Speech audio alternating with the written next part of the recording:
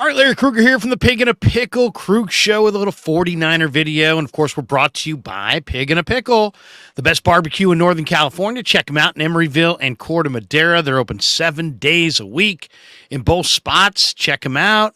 Get the brisket chili. It's all good. Go say hi to Damon and Mary and tell them that Larry Krueger sent you. All right, should the 49ers make a trade and try to bring in Patrick Surtain, the Denver Broncos corner? Broncos got just humiliated this weekend by the Dolphins, 70-20, and the game could have been even worse than that. And then Patrick Surtain Sr., the father of the Broncos cornerback, voiced his frustration on Twitter. In fact, the older Surtain said, toiling in the soil, shaking my head to you deserve better.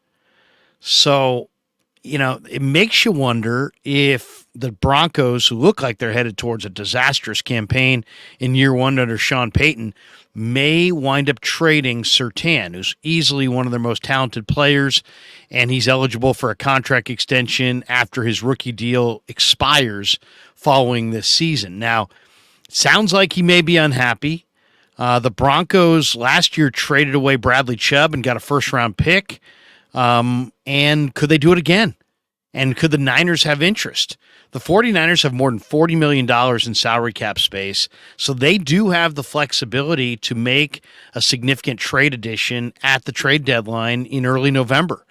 They could easily roll over that savings to next season and use that to sign a guy like Brandon Ayuk to an extension long-term. But they could also trade for a guy like Surtain and sign Surtain and Ayuk to long-term extensions in the offseason. The 49ers also have a full complement of draft choices. Niners have 6 picks in the first 4 rounds in the April draft next spring. They have their own first, their own second, and they also are getting compensatory picks from last year's free agent class.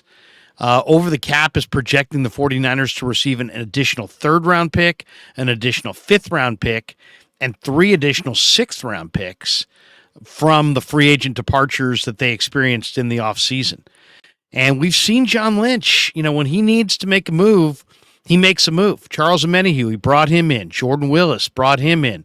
Traded for Emmanuel Sanders. Last year he traded for Christian McCaffrey, and CMC has now become arguably one of the 49ers' best players. So it's not hard to imagine the Niners coveting a guy like Surtain. He is a number 1 corner, and if you could add him and have Mooney Ward on one side and Surtain on the other side, Wilkes would have the elite corner combo that he needs. And when you look at the competition, if you go up against a Philadelphia, they've got Devontae Smith and A.J. Brown. Those are 2 number 1 wide receivers. So you might want to have 2 number 1 corners going against them. If you go up against Miami, let's say in a Super Bowl, Jalen Waddle and Tyreek Hill, 2 number 1 wide receivers that you probably would like to have number 1 corners going up against. And Mooney Ward's a true number 1, and a guy like Surtain could be a starter opposite him. You could move Diamador Lenore and Ambry Thomas down the depth chart, or they could play inside and compete for time with Isaiah Oliver at the nickel spot. So I would imagine there's going to be a number of teams around pro football that are going to have interest in Surtain. And why? Because he's a big-time player. And everybody knows that. Everybody knows he's a shutdown corner. He's on a Denver team that's gotten off to a terrible start. That's probably headed towards a losing campaign. And if you're the Niners, suddenly, we're 3 weeks into the season, and who knows how the thing's going to go injury-wise. But the Niners are pretty deep at most spots. I mean, they've had some injuries at wide receiver with Debo and Ayuk kind of dinged up. But look at the backups. They got Ray McCloud, Ronnie Bell, Tay Martin, Chris Conley, Jawan Jennings. I mean, they have other receivers. Cornerback suddenly looks like a position that they may need upgrades. Charvarius Ward did not practice earlier this week. He's battled consistent groin problems throughout his career. They cut Deshaun Jameson at the end of training camp, and he's now a member of the Carolina Panthers.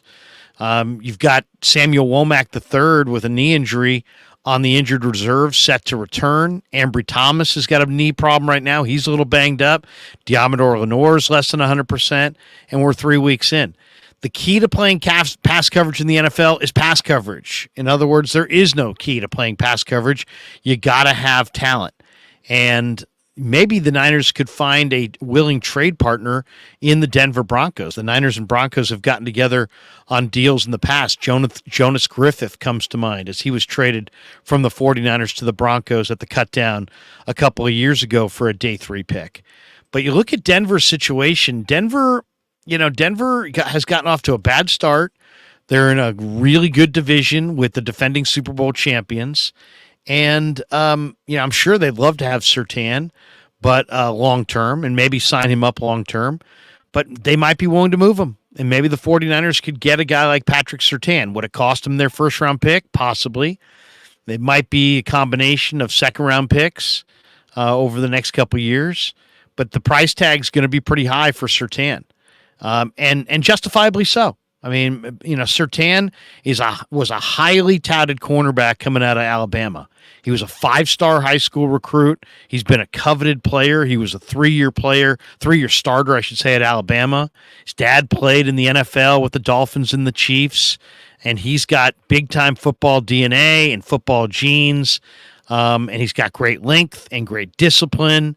He's a terrific corner. He's one of, top 10 corners in the league. He's got deep speed. It's not elite. That's probably the biggest question is how well does he cover deep? But to me, he is best as a boundary corner where he can defend the short side of the field. He's got size and he's got length, and it can disrupt the windows on throws to the perimeter, and it just closes down the space. He's best in press man coverage, and that allows him to play a lot of man coverage. And if you're going to trade, a number 1 pick or even a second-round pick for a corner on another team, you want a guy who can play man-to-man, and this guy can. He can play man-to-man. He's well coached in man-to-man. He's got patience at the line of scrimmage. You never see him looking pressured at the line of scrimmage. He never seems to overextend. He's very cautious in his approach. He doesn't get fooled by receivers at the line of scrimmage. He's got great length. That's probably one of his best assets. And he can redirect guys playing bump and run on the line. And he can affect a wide receiver's ability to get off the line of scrimmage. Now, he can also play zone, and he keeps his eyes on the quarterback in the zone. And sometimes the complaint is that he'll lose sight of the wide receiver at times in zone coverage. But he's got tremendous ball skills. It's probably one of the better parts of his game. He competes. He's very competitive at the catch point, and he'll play through the receiver's hands. He'll force incompletions. He's a real veteran player. He knows how to play. He's competitive. He's tough. The only kinds of players that tend to bother him are the receivers that have big time ball skills and deep speed. There's very few guys in the league that can match up with a guy like Surtain. He's highly intelligent. He's got great technique. He's got an unbelievable understanding of coverage. He can play. He's scheme versatile. He can play in multiple schemes. The one thing about the Niners is, you got to play the run. And he's shown a willingness in run defense. He will come up and he will hit you. And he's very consistent against the run. He's got good size, too, 6'2". He's got exceptional length. He's got long arms. So, I really like this player. This is one of the best young corners in pro football.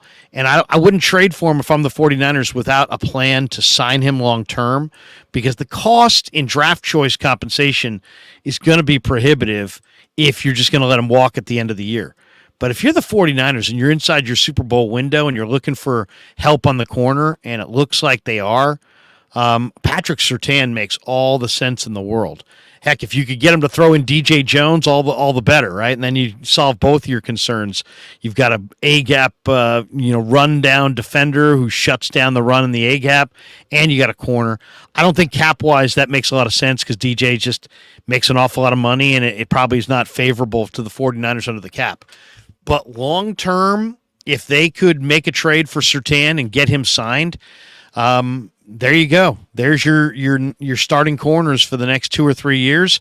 And with the rush that the Niners have up front with Bosa and Hargrave, and then the second level with Warner and Greenlaw, if you could have a Mooney Ward and a Surtain on the corner with Hufanga and Gibson at safety, that probably is enough to push you past Philadelphia and maybe past Kansas City and Buffalo and Miami in the AFC to the top of the football world. So, you never know how the trade deadline is going to come. I'm sure Denver would love to keep him. They drafted him.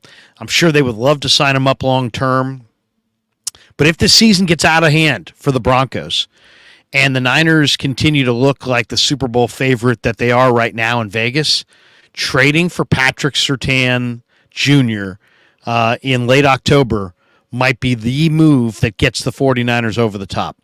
All right, if you have a comment, please do comment. We'd love to hear your thoughts on this one. Thanks to Pig and a Pickle for being the title sponsor of The Krug Show. Check them out in Emeryville and Corte Madera. And thanks to all of you guys for supporting The Krug Show on YouTube.